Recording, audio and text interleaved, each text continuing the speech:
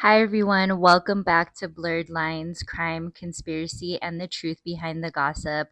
I'm your host, Ashtootrippy. So, welcome in, guys. Thank you guys for being so patient with me. I do really, truly appreciate it. I've had some technical issues going on.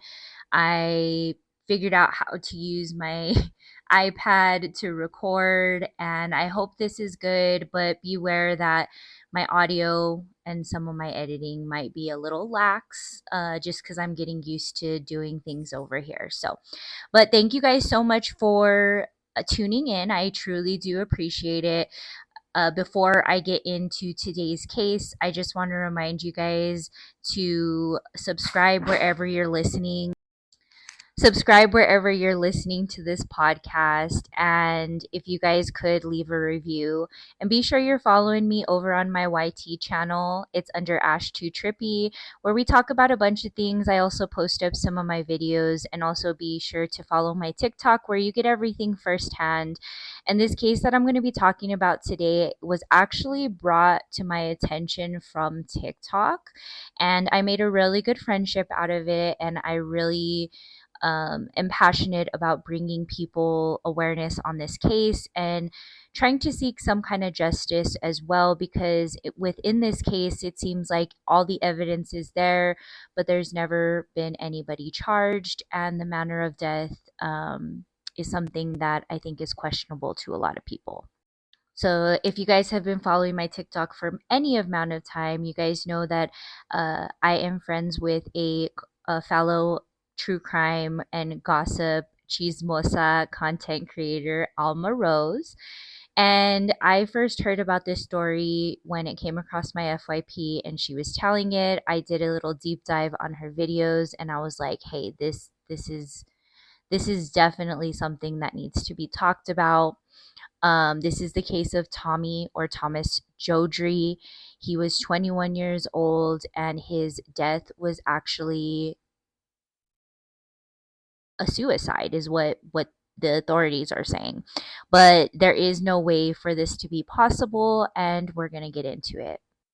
Now, if you ever search up Tommy or Thomas Jodry, you probably won't see much. You do have to search a little bit far and wide to find things, but within that search, you will find a website.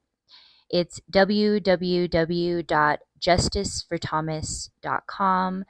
This website is ran by Thomas's parents, Mary Ann and Bill Jodry. So when you come across this website, it's actually a website that's ran by the parents of Tommy Jodry, Bill and Mary Jane. And they put together this website to gain tips and insight into anybody that witnessed what took place with Tommy Jodry.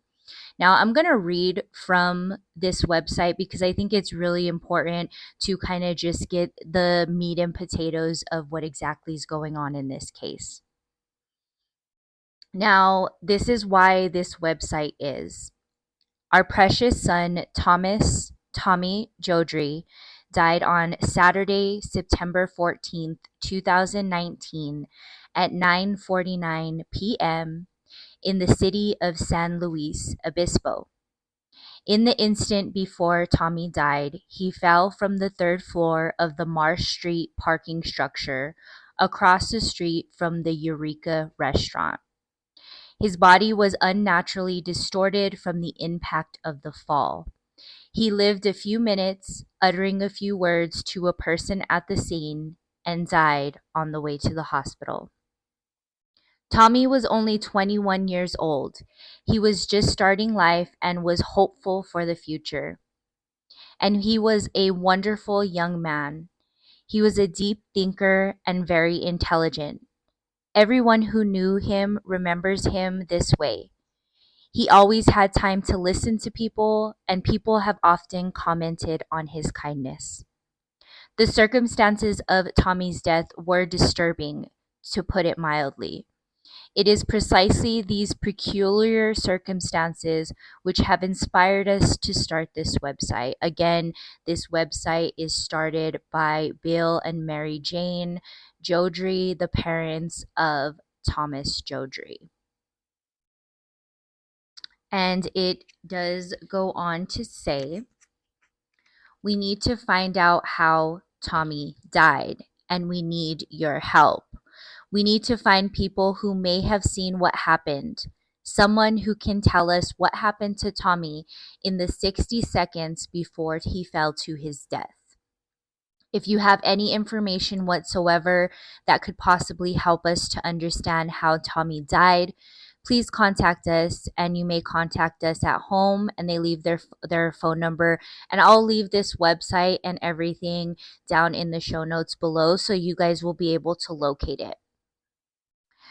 No one knew Tommy better than we did. He has lived with us since he was born.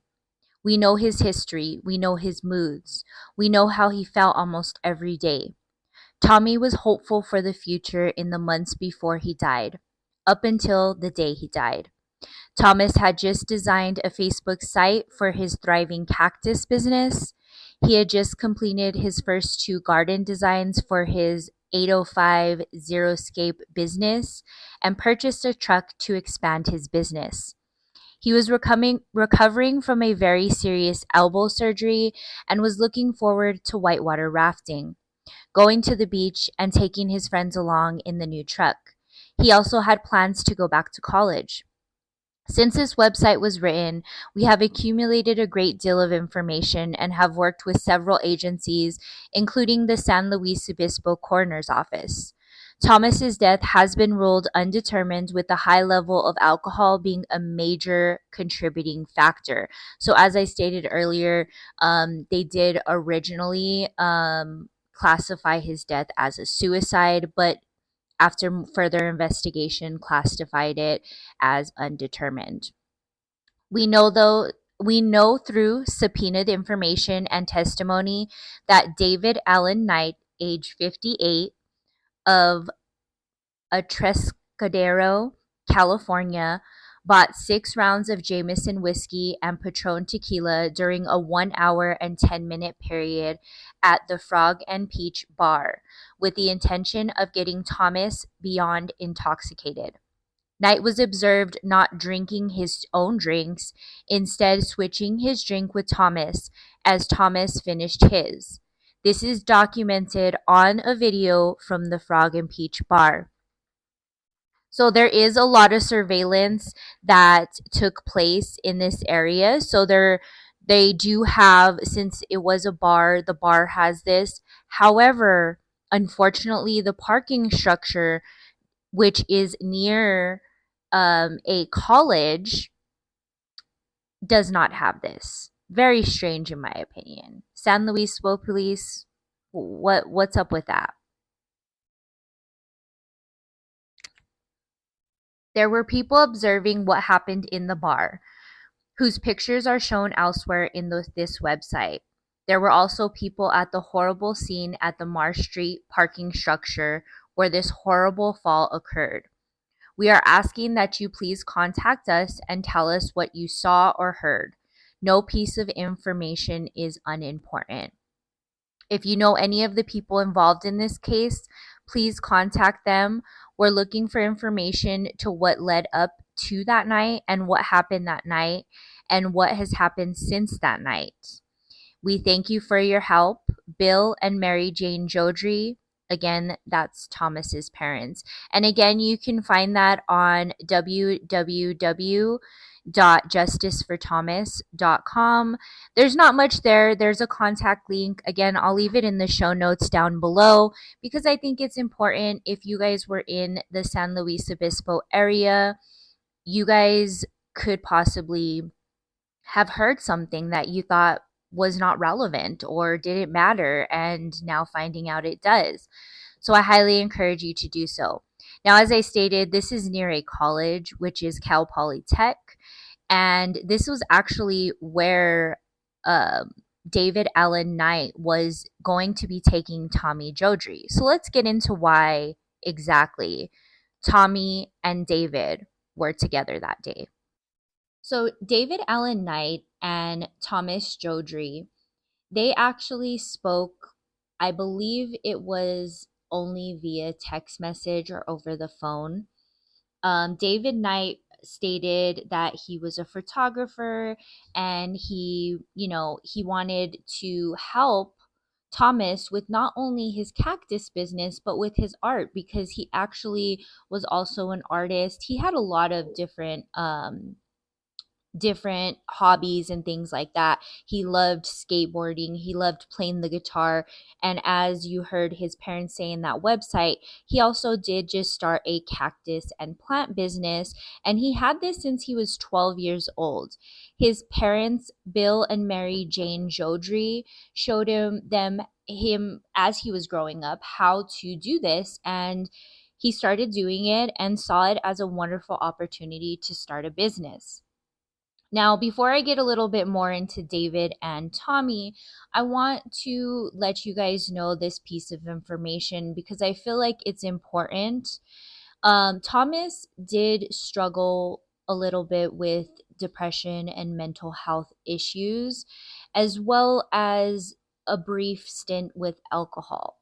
So, this was something I feel was triggering for Tommy, and I feel like David was able to get that piece of information and feed it so he can do what he needed to or what he felt he needed to. But let's get into David and Tommy's relationship a little bit more. So they had just met each other. It was a new friend. David actually picked up Tommy that day from his parents' home where Tommy still resided.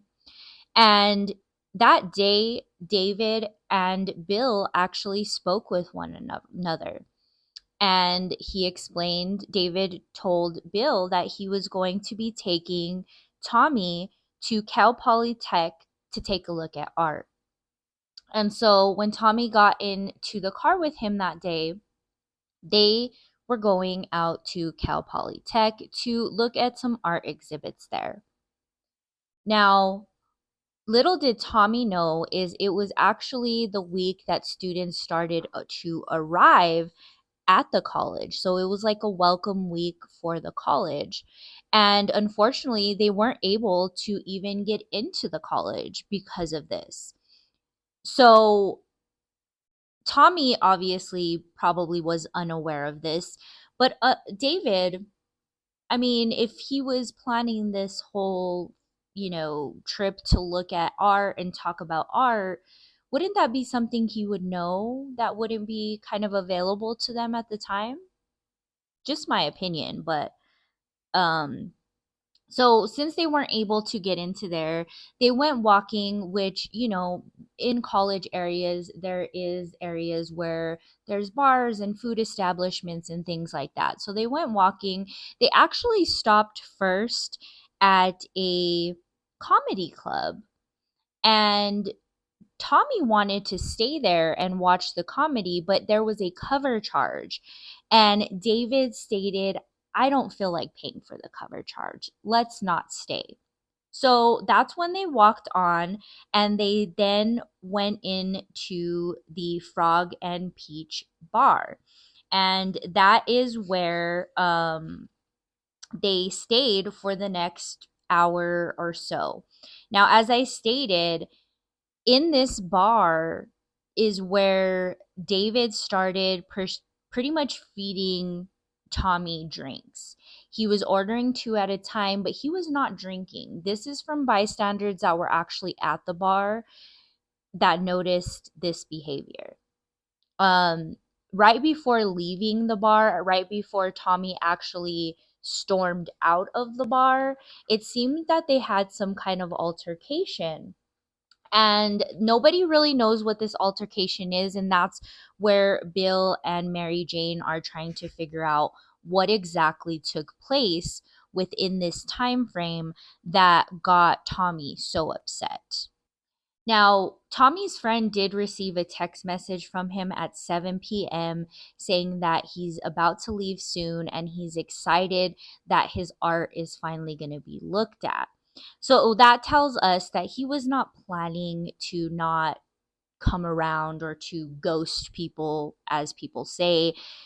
So this is crazy. Now, by 8 p.m. is when they were at this Frog and Peach bar. 7 p.m. is when he actually texted his friend.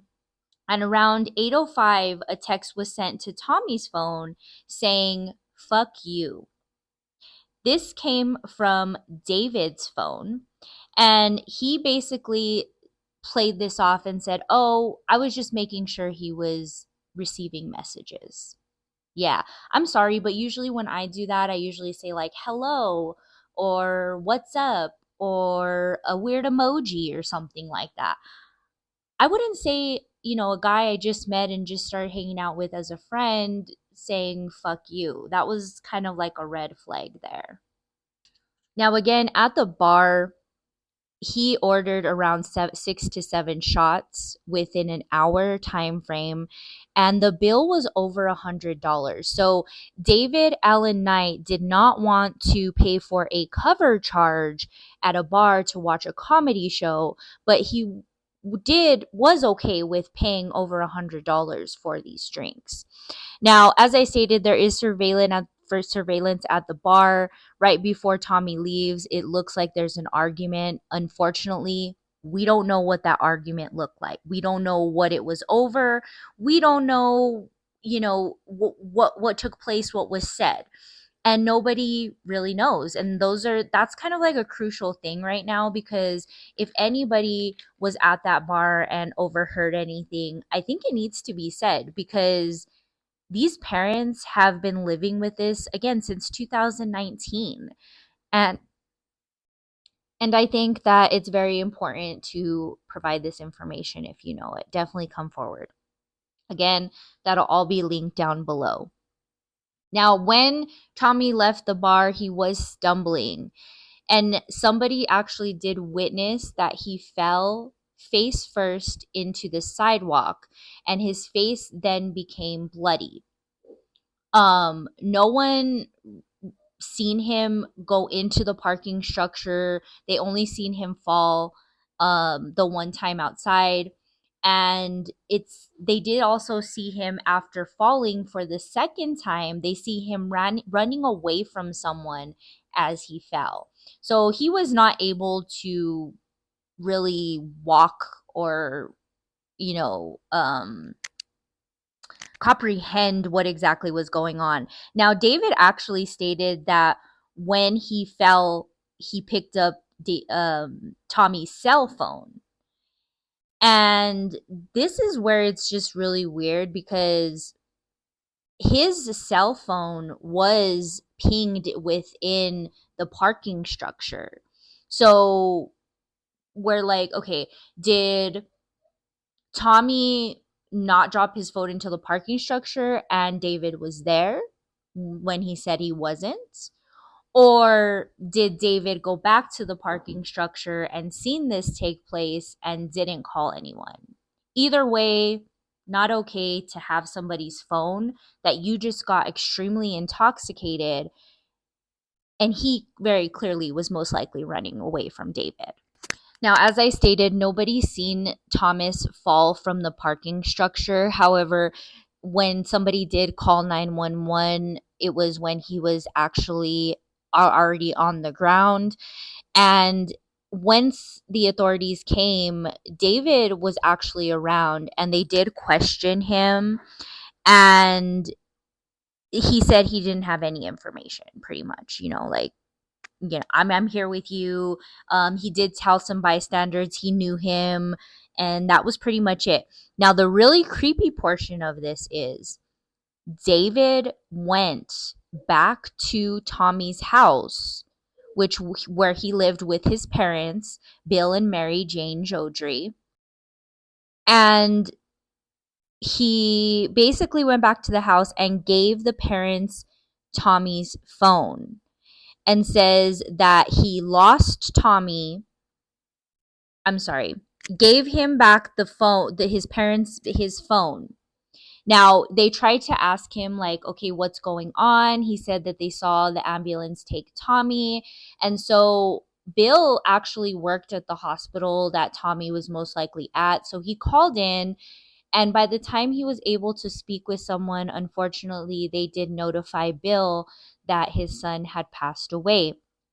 Now, after hearing this information, David said, "How can Thomas do this to me?" This is something that David stated while still in the Jodry home, and then he left. After this encounter, he refused to talk with Tommy's parents, and basically, they haven't heard from him anymore. Now, some of you guys may be thinking, okay, well, why is David such a prime suspect in this? Aside from him being with Tommy that night, buying him drinks, being somebody new in his life, the text message saying fuck you, and all this other stuff. Well, the reason for that is David Allen Knight does have priors of predatory behavior. Now, David Allen Knight does have priors. 15 years prior, David was charged with. So, I want to preface this by saying that everything that he had been actually accused of has been dismissed. But there was some sexual abuse, and also some undisclosed sexual things with a person under 16 and under 18. Now, I also want to add with that as well is that Tommy was 21, but Tommy looked like he was 18. You know, those people that just look a little bit younger than they actually are. That's what Thomas was. And I fully believe that David was trying to take advantage of Thomas. And unfortunately, he picked the wrong person. Now, in October of the same year, Tommy's death was ruled a suicide. And then 2 days later, they ruled it out, and there was saying that there was criminal activity within this case. Now, David Allen Knight, he's tried to play victim so many times. He has tried to file a restraining order against the Jodrys, saying that he has been harassed over accusations of what happened to their son and things like that. Um, so he has tried to play the victim, but the evidence is there. The evidence that everybody needs to see is basically that he was with Thomas that night. Thomas did not jump off that parking structure. It is, in my opinion, Thomas was pushed or thrown off that parking structure. Now, when you see David Allen Knight, I don't think you can throw him. So we'll go ahead and take that back, but he was definitely pushed. I think that Thomas stood up for himself and said, "You know what? Aside from being highly intoxicated, having tripled the limit of alcohol in his system because of David Allen Knight." I think that Thomas was scared. And I think that it came to a head, and he said, "You know what? You're not doing this to me, and I'm going to tell everyone." And maybe not so much was said, but that angered David Allen Knight because you know what? He had priors dismissing this and giving him a clean record, and having somebody else come forward with that they're trying to groom and or abuse them. That's not a very good look on David Allen Knight. Now, there is talk around the streets that David does have some connections within the judicial and also possibly governmental ties as well. But the fact of the matter is that this case needs to be reopened. It needs to be re-examined without any biases by a new detective to give this family closure. Now, Thomas's parents have done so much. They've put billboards up for justice. They've spoke out. They've been wanting to have the San Luis, San Luis Obispo police put cameras within the parking structure, again, which is very, very close to Cal Poly Tech, a college which could be something that they could benefit from. And I highly agree. I think that this is something that needs to be done. I think that it's something that needs to be looked into. Now, again, I want to say I'm not the expert on this case, but I wanted to talk about it because this case is getting more traction in the community. And I know a lot of people in the true crime community are going to start talking about this. And I want you guys to be aware that this has been taking place since 2019. These parents have not stopped. And I don't think for them, and I could be wrong, but I don't think for them it's necessarily about justice at this point. I think it's a lot about safety because this man does live in the same area that they currently reside. And not only that, they want to protect anyone that falls victim to this perpetrator, like their son pretty much did. And I think that it's also, I think that people need justice for what they went through. I think that somebody's spirit and life cannot rest without that. And I think that that's what's deserved in this case. Now, every year at this parking structure, the parents of Tommy Jordy, they go there and they do a hold a visual every September 14th every year. And I'm going to read an article from last year. Now, this year it did take place, and my good friend Alma Rose went and walked the distance of where the Frog and Peach bar is at, all the way to where the parking structure is at. And go check her out. Go follow her over on TikTok. She's awesome, and she's helped this family so much, especially with getting attention in this case. But I'm going to read this article because I think it's really important to kind of understand from the parents' point of view and interviews from them. So, again, this article was from last year. So, just keep that in mind. So this year it's been 6 years, but last year it was 5 years since 21-year-old Thomas Jordy fell to his death off the third floor of a downtown San Luis Obispo parking garage. Today, his parents, Mary Jane and Bill Jordy, are left wondering where their son would be. He would be 26, finished, finished or finishing college. Would he have bought the empty lot in town to expand his cactus and succulent nursery? Would he play the guitars his mother had just restrung? Would he be married or engaged like his friends? It's a really horrible milestone, Mary Jane Jordy told the Tribune. Jordy fell from Marsh Street parking garage on September 14th, 2019, between 9:10 p.m., when cell phone data shows he first arrived at the garage, and 9:16 p.m., when the first 911 call reported he fell from the structure.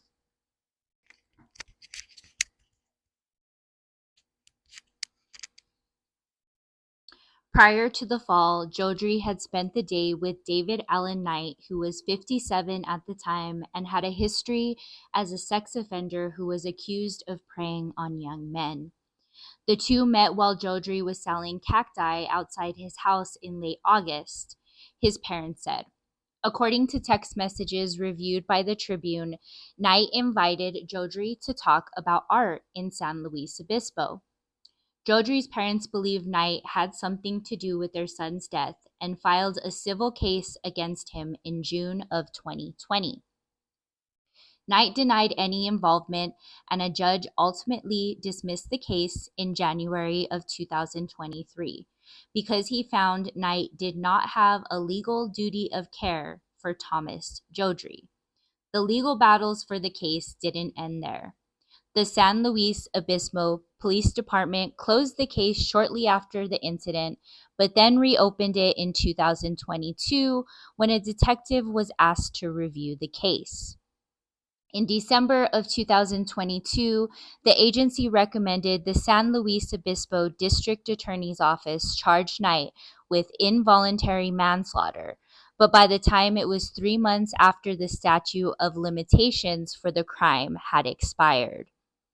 The Jodrys submitted a complaint to the California Attorney General's office, which agreed with the district attorney's decision to not file charges, a move Bill Jodry called disappointing. New police records obtained by the Tribune as the anniversary of Jodry's death reveal details and witness statements that were not previously known to the public. Knight also interviewed with the Tribune for the first time since the death 5 years ago. Knight told the Tribune he had nothing to do with Jodry's death and said he has felt doxxed, stalked, harassed, and defamed by the Jodry family, who he claimed continued to frame him as a continued to frame him as a predator on social media and on flyers in years since. He stated, "I understand the grief, but I don't know what they want." He said, "They call it justice." Well, I mean, they have the right to that. And without him telling the whole truth, because he doesn't say what was the argument that happened that night or what took place, we are only left to assume that you were the last person to see him, because nothing is being said. Now, as you can tell, the parents have been through a lot more than what I have even conveyed to you in this podcast. And there's a lot more that is going to come out on this or that has come out. This family really does want the closure. And unfortunately, at this time, it's not there. I think somebody really needs to dig and really needs to find the evidence, or somebody needs to come forward to provide the evidence that's needed in order to obtain justice. Now, Knight has always denied the reports of the sex crimes. So according to the second police report, a young man reported to police he believed he had been victimized by Knight previously.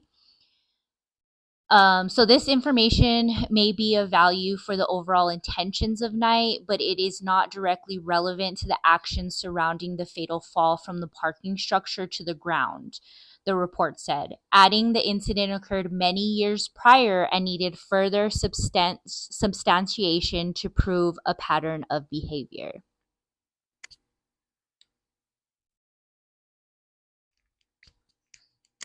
It was unclear how long ago this incident was alleged to have occurred. It wasn't the first time Knight had been accused of victimizing a young man. The report said Knight had been accused of sex crimes with a minor in the legal system 3 times before, and at one point was required to register as a sex offender. On January 1st, 1993, Atrascadero police recorded Knight had suspected charges of oral copulation of a person under 16 and lewd and lascivious act with a child. The district attorney's case database showed felony charges against Knight of continuous sexual abuse and oral copulation of a child under 16 connected to that date was dismissed, and that a misdemeanor charge of oral copulation with a child under 18 was discharged.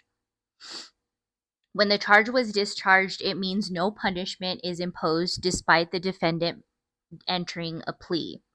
Then on January 28th of 2003, Atrascadero police arrested Knight on suspicions of lewd acts upon a dependent adult and lewd acts with a child. The report said it does not appear the district attorney charged Knight for this incident. The report said Knight was also charged with felony continuous sexual abuse of a child and oral copulation of a person under 16 in connection to an incident on June 16th in 2003. The report said he was booked into San Luis County Jail the following day on suspicion of those charges. Both charges were dismissed, and Knight was instead convicted of felony oral copulation of a person under 18 and sentenced to 120 days in jail and 3 years of probation. So, this is coming from the San Luis Obispo Tribune directly. So, they've pulled their records. Now, the fact that everything was discharged is where I kind of come into play with the fact that he most likely has somebody or has a really good lawyer to get him off on these things. But the one thing that kind of disturbs me too is that he does victimize people, because there is even on January 28th of 2003, there was suspicion of lewd acts upon a dependent adult. That means that is somebody that is mentally or handicapped, incapable of caring for themselves. So that is even more disturbing. This just shows more that he preys upon people that are weak. And I am wondering if he did know about Tommy's past, and maybe he talked to him a little bit more, to know that this was the case with him, that he did have some alcohol issues in the past, and that was a way to get to him and not necessarily get these charges that it was somebody under the age of 16 or even 18, because Thomas was 21. Now, the Tribune also review and found that the charge was later reduced to a misdemeanor and expunged from Knight's record. So all this stuff, it's in documents, but if you look up this man's record, he pretty much has a clean record. The report also stated Knight was required to register as a sex offender because of the June 2003 incident, but no longer had to register as of March 9, 2007, again because his record was expunged. According to the district attorney records, Knight also had 2 charges of selling alcohol to a minor, which was dismissed through the dates, though the dates of the charges were not listed. So there's yet another just key point into why he makes sense as what had happened to Thomas. Okay, he was running away from him. Even if it was something that he didn't physically do, he got him to the point with alcohol to where he was paranoid enough to not want to be around David, and he ran up those stairs thinking that he was chasing him. That's just my opinion. Now, in a supplemental record to the 2022 Jodry investigation, another man reported to police that year that Knight had groped him between 1984 and 1985, according to the interview. The man was 14 or 15 years old when it happened and would hang out near a Circle K store in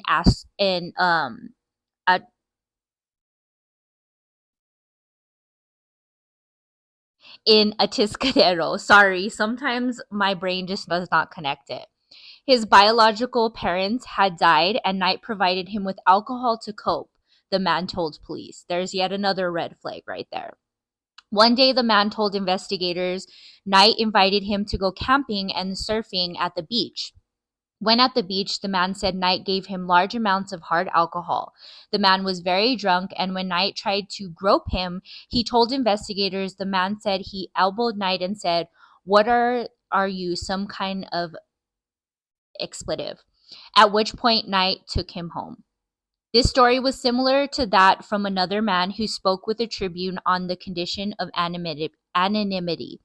He said he met Knight at the Circle K in Atiscadero in 1983 when the man was around 17 years old. He said Knight, who the man believed to be at least 21 at the time, was a cashier. He said Knight sought out a friendship with him, and the two visited Santa Barbara together. The man didn't have a job, he said, but Knight offered to pay for everything. The man said Knight invited him to a sleepover one night, to which he agreed, assuming Knight wanted to watch a movie or TV show together. When the man got there, he said he had dinner with Knight, his father, and his sister. Knight offered him a soda, then the two went to Knight's room, the man said. The man said he passed out shortly after dinner and woke up with Knight on top of him, kissing him. He said he recoiled back and asked Knight what he was doing, and Knight asked him if he was gay. I was afraid he was gonna. I couldn't move. I didn't know what to do, so I kind of left it alone, he said. Then I fell back asleep. The man said he woke up 2 more times, once when he was being carried by someone larger than Knight, and again on his front doorstep. He said he did not taste any alcohol in his drink and thought he may have been drugged. He told the Tribune he didn't report it to police at the time because he didn't know whether it was a crime. Now the statute of limitations has expired. I just told myself I just want this over, he said, which is understandable. No hate to any victims, but I'm glad that he came forward at least at some point. So all of this stuff is showing that it's building a case. When asked by the Tribune about the allegations of sexual misconduct, Knight told the Tribune he had no knowledge of any allegations against him other than the 2003 charge, which he said got pleaded down and dismissed. He said he was not interested in commenting on any of the allegations, adding they did not have anything to do with the reality of Thomas Jody's death. So, again, everything just kind of puts in perspective for you what exactly was taking place in this case. At the end of the day, the parents of Tommy Jordy, Bill and Mary Jane Jordy, lost the light of their life, their son, their whole world. They knew he had a future, and if that future wasn't what they expected, they didn't care. They wanted him to enjoy his life. They wanted him to love and be loved. Again, Thomas loved to write. They thought he may have had a future in journalism at some point. He was part of the Boy Scouts. He loved fishing and hiking with friends. He loved to play the guitar, and he loved to skateboard, even winning some competitions. And as I stated before, he raised and sold cactuses and plants and was looking forward to expanding on that business. But unfortunately, meeting the wrong person and thinking that they have all the best intentions for you was not the best decision for Thomas.